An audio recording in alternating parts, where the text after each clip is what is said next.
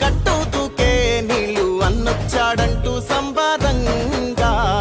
చెట్టు చేమా కూడా డబ్బు కొట్టి చెప్పే అన్నిచ్చాడంటూ ఖచ్చితంగా